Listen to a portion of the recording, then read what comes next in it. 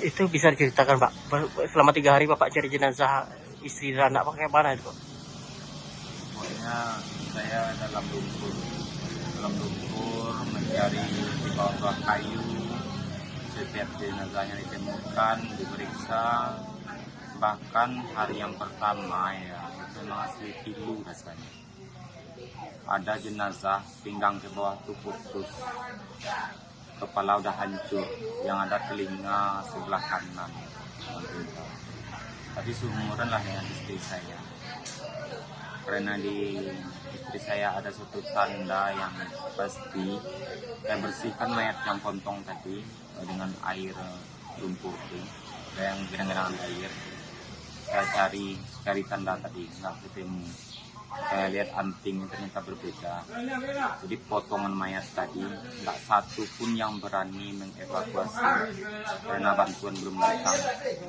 Tim SAR belum, apa belum. Kalau kami angkat jenazah yang pontong tadi, kami kumpulkan ke satu tumpuk.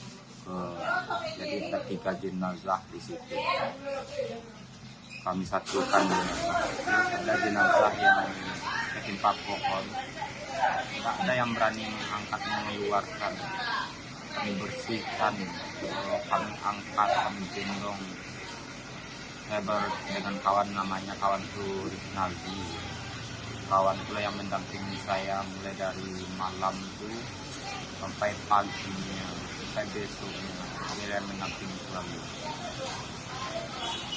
Jadi selama 3 hari itu Bapak mencari jenazah istri Bapak, namun nih yang jenazah orang dulu yang ketemu sama Bapak ya? Iya, jenazah orang dulu yang ketemu.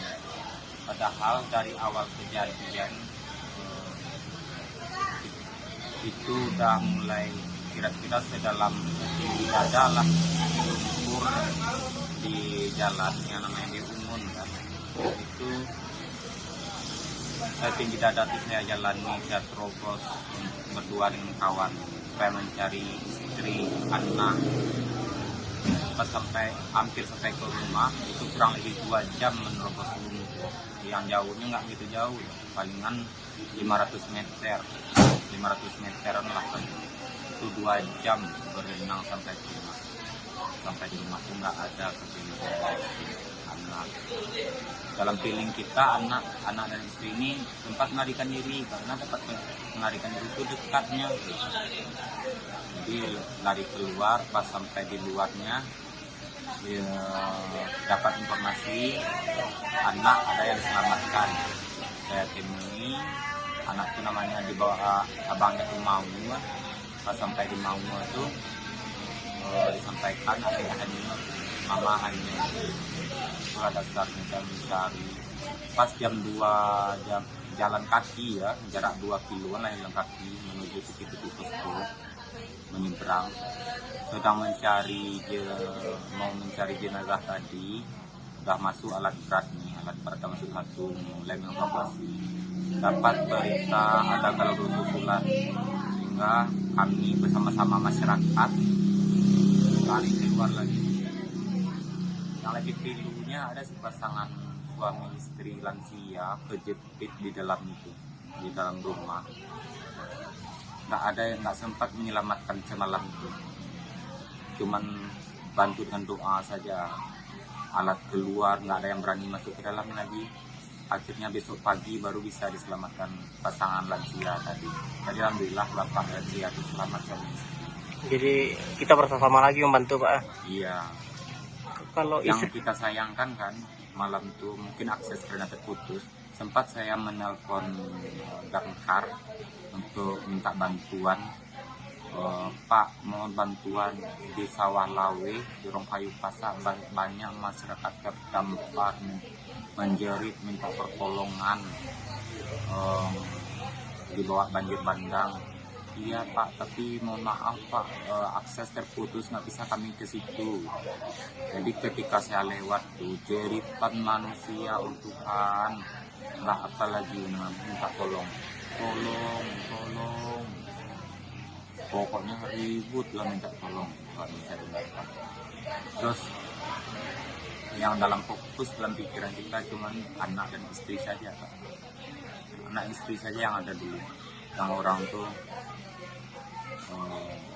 Setelah itu baru saya informasikan di perangkat tiang kan, saya informasikan pada seluruh masyarakat baru bergerak. Tapi kalau nggak ada informasi kalau ada susulan, mungkin banyak juga lah masyarakat yang selamat. Jadi artinya memang ada lagi kalau ada susulan artinya Pak. Ada air tuh memang iya ada, tapi nggak kalau tuh cuman air aja yang Besar apa? kira-kira jam 11 lah 10 lah itu ada air besar kan datang. Hari Kamis juga itu Pak. Iya, hari Kamis malam tuh. Pas kejadiannya itu kan hari Kamis sore jam 5 kurang lebih 5.20 gitu kan. 5.20 saya itu masih di Parangkutu Merapak di Morokandang. Dapat informasi air udah besar di sini di Malam. Saya tancap pulang kan. Gas tancap sampai di Umun.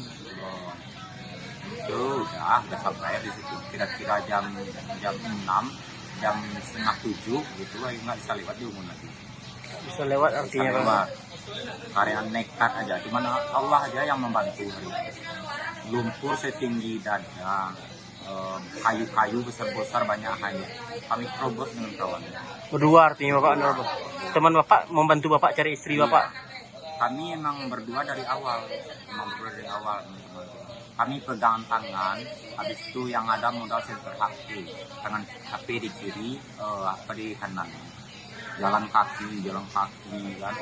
Untuk di Umun saja kurang lebih setengah jam kami jalan berenang di lumpur. Setengah jam Bapak di Korong Unggun Pak. Di Jorong Ngungun. Di Jorong Ngungun gitu dari Salarihayu. Kalau rumah Bapak di Kayu Pasa, di Sawah Lawe, Jorong Kayu Pasa. Kalau rumah Bapak masih ada ada lagi. Hanyut artinya. Hancur. Tapi yang ada tinggal atapnya dia masih berdiri. Atapnya. Kalau maaf ini Pak, istri Bapak ketemunya kapan Pak? Hari apa? Jadi istri itu ketemunya sudah hari yang keempat. Hari keempat Pak. Hari keempat. Kalau anak Bapak? Sama hari keempat. Jadi istri itu ketemunya hari keempat kurang lebih jam 2, kurang lebih jam 1 lah. Jam 3 ketemuan kan. Posisi jenazah masih di masjid, udah baru dinaikkan di atas ambulan. Datanglah jenazah anaknya tadi, setelah diperiksa ternyata betul, ternyata langsung saya naikkan ke ambulan. Tapi yang lebih pilunya ya, ketika dibuka kantong mayat, ternyata mungkin diberi suatu pertanda, sempat dia memasukkan HP ke dalam kolornya gitu. Anak Bapak Pak? Istri.